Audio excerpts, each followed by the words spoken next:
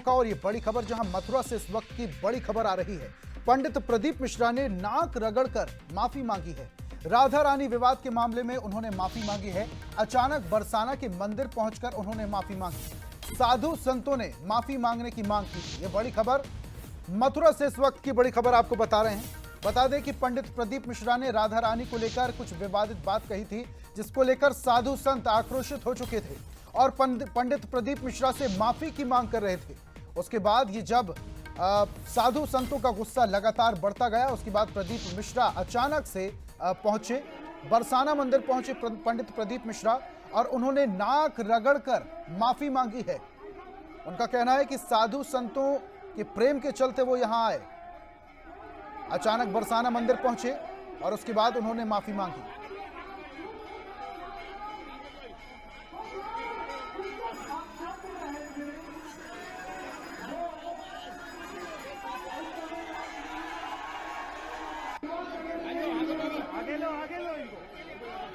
हमारी माता राधा रानी के चरणों में आज यहाँ पर आना हुआ और लाडली जी ने खुद इशारा कर कर बुलाया तो तुरंत यहाँ आना हुआ और राधा रानी जी के आज सुंदर दर्शन हुए और ब्रजवासियों के बीच में आना हुआ। मेरी वाणी से, मेरे शब्दों से जो भी चोट लगी हो उसके लिए मैं क्षमा चाहता हूँ। मेरी महारानी जी से, मेरी राधा रानी जी से, किशोरी जी से, लाडलू जी से क्षमा चाहता हूँ और ब्रजवासियों को भी मेरी वाणी से, मेरे शब्द से कोई ठेस पहुंची हो उनके भी चरणों में दंडवत कर कर प्रणाम कर कर क्षमा चाहता हूँ। और सभी मीडिया वालों से निवेदन है, सभी सोशल मीडिया वालों से निवेदन है कि किसी के लिए भी कोई अपशब्द ना कहे, राधे राधे कहे, हर हर महादेव कहे और सभी चाहे मृदुल शास्त्री जी हो चाहे अन्य शास्त्री जी हो, किसी के लिए भी कोई अपशब्द का प्रयोग या किसी भी तरह का कोई प्रयोग नहीं दिया जाए।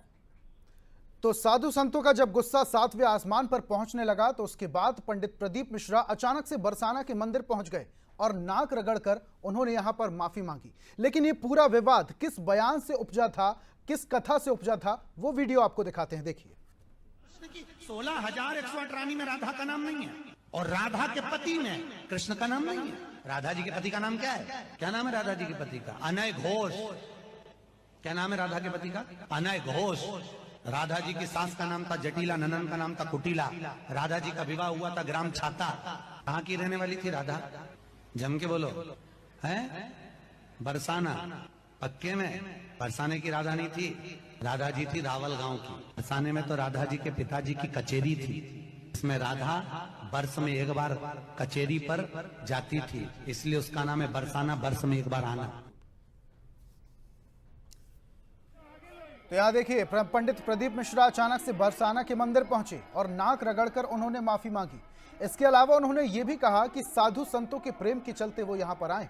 लगातार साधु संत उनके बोले हुए वचनों से काफी ज्यादा गुस्से में थे और पंडित प्रदीप मिश्रा से माफी मांगे जाने की मांग लगातार बढ़ती जा रही थी।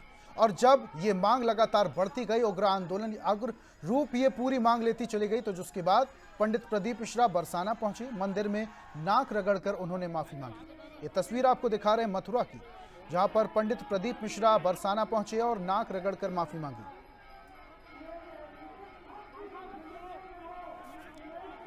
और इस पर ज्यादा चर्चा के लिए न्यूज एड शरद द्विवेदी जी हमारे साथ जुड़ चुके हैं, सीधा उनका रुख करते हैं। शरद जी, ये मामला जो है लगातार तूल पकड़ता जा रहा था, साधु संत काफी ज्यादा गुस्से में हो गए थे, जिसके बाद इस पूरे मामले को संभालते हुए पंडित प्रदीप मिश्रा बरसाना पहुंचे, नाक रगड़कर माफी मांग रहे हैं। हालांकि वो ये कह रहे हैं कि साधु संतों के प्रेम के चलते वो बरसाना पहुंचे हैं।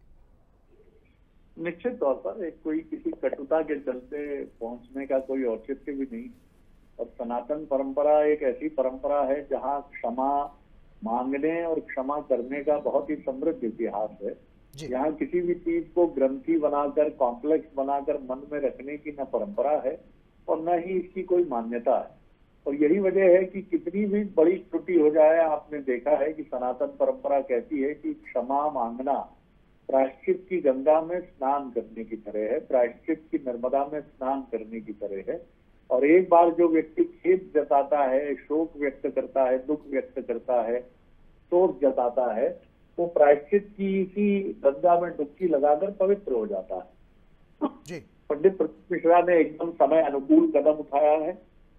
उन्होंने इस विवाद को अधिक तूल न देते हुए, जो बहुत जोर पकड़ रहा था, और साधु संतों के बीच में जिस तरह की एक सभा का आयोजन हुआ और उसमें ये जोर देकर कहा गया कि वहां पर तब तक उनको प्रवेश नहीं दिया जाएगा जब तक वो माफी और क्षमा नहीं मांगते हैं। तो आज वो पहुंचे हैं, साष्टांग दंडवत होकर उन्होंने माफी मांगी है और निश्चित तौर पर अब ये माना जाना चाहिए कि इस विवाद का पटाक्षेप हो गया है और प्रदीप मिश्रा जी भी आगे सावधानी बरतेंगे। उनकी मनोभावना जो भी रही हो, क्योंकि हम भी ये मानते हैं कि उनकी भावना ये नहीं रही होगी कि वो राधा रानी जो शक्ति स्वरूपा मानी गई हैं सनातन परंपरा में, उनके प्रति कोई भी अवमानना मूलक शब्द का प्रयोग करें। लेकिन माफी मांगने के साथ अब मुझे लगता है कि पूरे विवाद पर पटाक्षेप, क्योंकि इसके पहले जो महाराज जी थे जिन्होंने आपत्ति जताई थी, उन्होंने भी क्षमा कर दिया था प्रदीप मिश्रा जी को। तो कुल मिलाकर अब ये मामला जो है ये समाप्ति की तरफ। बिल्कुल शरद जी, और आपने एक बात बिल्कुल सही कही कि माफी मांगने की परंपरा जो है वो हमारे देश में सदियों से चली आई है। बहुत बहुत शुक्रिया शरद जी हमारे साथ जुड़ने के लिए और तमाम चर्चा के लिए।